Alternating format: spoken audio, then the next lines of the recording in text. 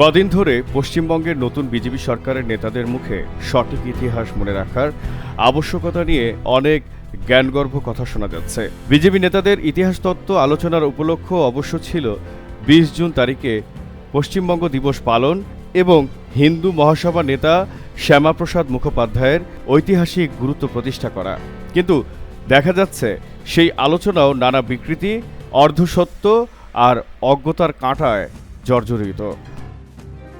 আনন্দবাজার পত্রিকার ইতিহাস শিক্ষার বিড়ম্বনা শীর্ষক পার্থ চট্টোপাধ্যায়ের নিবন্ধ থেকে শোনা যাক। এদিকে বাংলা ভাগের পক্ষে ছিলেন পশ্চিম আর পূর্ব মিলিয়ে ৯০ থেকে ৯২ জন হিন্দু সদস্য। তাঁদের মধ্যে ৮৪ জন কংগ্রেস দলের আর ছিলেন ৪ জন অ্যাংলো ইন্ডিয়ান, একজন ভারতীয় খ্রিস্টান, একজন নির্দল শ্যামাপ্রসাদ মুখোপাধ্যায় আর ৩ জন কমিউনিস্ট জ্যোতি বসু, রতনলাল ব্রাহ্মণ ও রূপনারায়ণ রায়। কংগ্রেস সদস্যের মধ্যে ছিলেন ২৫ জন নিম্নবর্ণের তফসিলি হিন্দু। যোগেন্দ্রনাথ মণ্ডল, যিনি বলতেন বর্ণ হিন্দুর অত্যাচার থেকে মুক্তি পাওয়ার জন্য নমশূদ্রদের পাকিস্তানে বাস করাই শ্রেয়, তিনি মাত্র ৫ জন শিডিউলড কাস্টস ফেডারেশন সদস্যকে সঙ্গে পেয়েছিলেন। সুতরাং এই ভোটে দল নির্বিশেষে বাঙালি হিন্দুর মতো ছিল বাংলা ভাগের পক্ষে।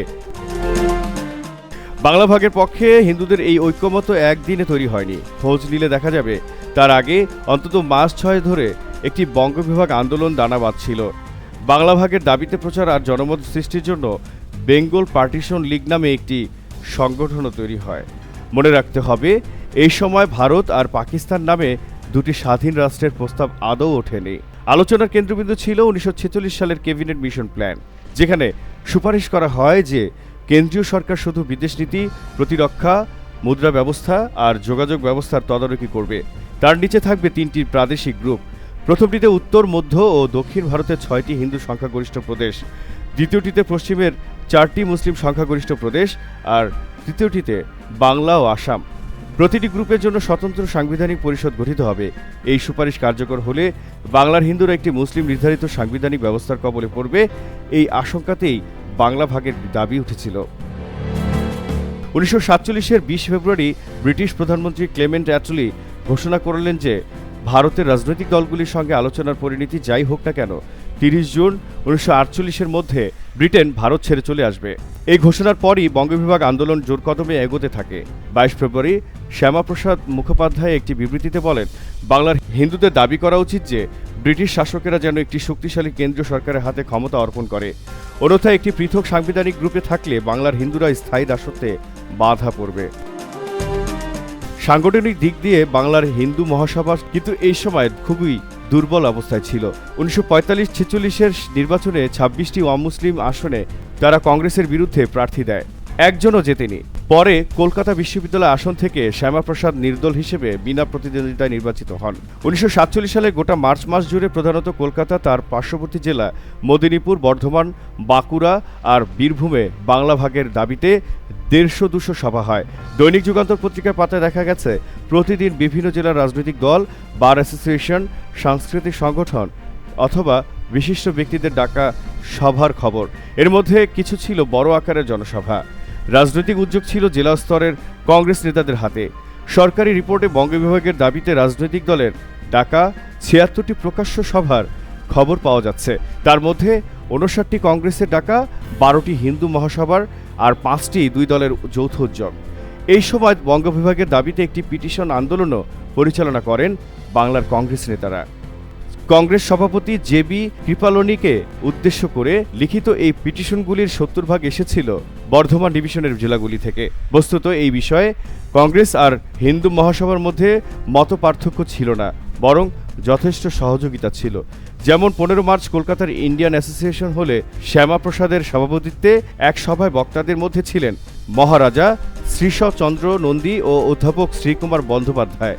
৩০ মার্চ দক্ষিণ কলকাতার একটি সভায় সভাপতিত্ব করেন আইনজীবী অতুলচন্দ্র গুপ্ত। বক্তৃতা করেন হিন্দু মহাসভার ব্যারিস্টার নির্মলচন্দ্র চট্টোপাধ্যায় ও ফরওয়ার্ড ব্লকের হেমপ্রভা মজুমদার। দলীয় উদ্যোগের বাইরে হিন্দু পেশাদার মধ্যবিত্তদের নানা অংশ থেকেও বঙ্গবিভাগের দাবি ওঠে, বিশেষত আইনজীবী মহল থেকে। ১২ মার্চ কলকাতা হাইকোর্টের ৫০ জন হিন্দু ব্যারিস্টার এবং ৩ দিন পর শতাধিক হিন্দু সলিসিটর বিবৃতি দিয়ে বাংলা ভাগ দাবি করেন। পশ্চিমের জেলাগুলির প্রতিটি বার অ্যাসোসিয়েশন একই দাবি করে। সুতরাং মার্চের মধ্যে কলকাতা ও পশ্চিমের জেলাগুলির হিন্দু মধ্যবিত্ত যে দল নির্বিশেষে বাংলা ভাগের পক্ষে মনস্থির করে ফেলেছিল তা নিয়ে কোনো সন্দেহ নেই। পূর্ববঙ্গের হিন্দু নেতাদের মধ্যে কিন্তু যথেষ্ট অনিশ্চয়তা ছিল। 22 ফেব্রুয়ারির এক বিবৃতিতে ত্রিপুরা, বর্তমান কুমিল্লা, নোয়াখালী, বরিশাল আর বগুড়া জেলার কয়েকশো জন এমএলএ, বিশিষ্ট আইনজীবী এবং ব্যবসায়ী বঙ্গবিভাগ আন্দোলনের বিরোধিতা করে বলেন, এই প্রতিক্রিয়াশীল ও প্রগতি বিরোধী আন্দোলন আসলে মুসলিম লীগের বিভাজন নীতিকে মেনে নিচ্ছে। এর ফলে পূর্ববঙ্গের অন্য হিন্দুদের সঙ্গে বিশেষ করে তফসিলি হিন্দুদের স্বার্থ গুরুতরভাবে ব্যাহত হবে। পূর্ববঙ্গের হিন্দুদের এই আশঙ্কা দূর করার জন্য বঙ্গবিভাগ আন্দোলনের পক্ষের থেকে বারে বারে বলা হতে লাগলো যে বাংলার পশ্চিমে হিন্দু প্রধান অংশে যদি ভারতীয় রাষ্ট্রের সঙ্গে সংযুক্ত পৃথক প্রদেশ গঠিত হয় তবে তা পূর্ববঙ্গের হিন্দুদের রক্ষা কবচ হিসেবে কাজ করবে। 19 মার্চ এক দীর্ঘ বিবৃতিতে শ্যামাপ্রসাদ বলেন, পৃথক প্রদেশ গঠিত হলে বাংলার 2/3 হিন্দু সেখানে নির্বিঘ্নে বাস করতে পারবে। ভারতীয় ইউনিয়ন ও বিভিন্ন প্রাদেশিক সরকারের শক্তিতে পূর্ববঙ্গের সংখ্যালঘু হিন্দুও সুরক্ষিত থাকবে। ব্যবচ্ছেদ কথাটিতে ভীত হইয়া মূর্ছা যাওয়া আমাদের উচিত নহে। তিনি আরও বলেন, কংগ্রেস দল ঘোষণা করেছে যে কোনো অনিচ্ছুক অঞ্চলের উপর শাসনতন্ত্র চাপিয়ে দেওয়া হবে না। সুতরাং বঙ্গবিভাগ এখন সর্বদলীয় বিষয় হয়ে গেছে। 1947 মে মাসে শরৎচন্দ্র বসু ও শহীদ সোহরাওয়ার্দী বাংলার অখণ্ডতা রক্ষা করে স্বাধীনযুক্ত বাংলা গঠনের প্রস্তাব দেন, কিন্তু কংগ্রেস অথবা মুসলিম লীগ কোনো পক্ষ থেকেই সমর্থন পাওয়া যায় না। জিন্নাহ সম্মতি দেন। 27 মে প্রধানমন্ত্রী নেহরু এবং কংগ্রেস সভাপতি কৃপালনি দুজনেই বলেন, যুক্ত বাংলা তবেই গ্রহণযোগ্য হতে পারে যদি তা সম্পূর্ণভাবে ভারতীয় ইউনিয়নের অন্তর্ভুক্ত হয়। জনসাধারণের দিক থেকেও এই প্রস্তাবের পক্ষে বিশেষ সাড়া পাওয়া যায় না। এরপর শরৎ বসু নিজেই এই প্রস্তাব থেকে সরে আসেন। 1947 সালের 3 জুন শেষ British viceroy Lord Mountbatten radio ভাষণে ঘোষণা করেন, 15 আগস্ট ভারত আর পাকিস্তান 2 স্বাধীন রাষ্ট্রের জন্ম হবে। 20 জুন 1947 বঙ্গীয় আইনসভার ভোট যে ঐতিহাসিক তা নিয়ে সন্দেহ থাকতে পারে না। এই ভোট প্রমাণ করে যে শিক্ষিত মধ্যবিত্ত বাঙালি হিন্দুই সর্বান্তকরণে বাংলার বিভাজন চেয়েছিল, আর কেউ তার জন্য দায়ী নয়। পরবর্তী ইতিহাস থেকে এটাও প্রমাণিত হয়, ভারতে অন্তর্ভুক্ত পশ্চিমবঙ্গ যে পূর্ববঙ্গের হিন্দুদের রক্ষা কবচ হবে, শ্যামাপ্রসাদ এবং অন্য নেতাদের এই আশ্বাস ভুল ছিল। স্বাধীনতার পর 2 দশকে অন্তত 80 লক্ষ বাস্তুহারা পূর্ব থেকে পশ্চিমবঙ্গে আসেন।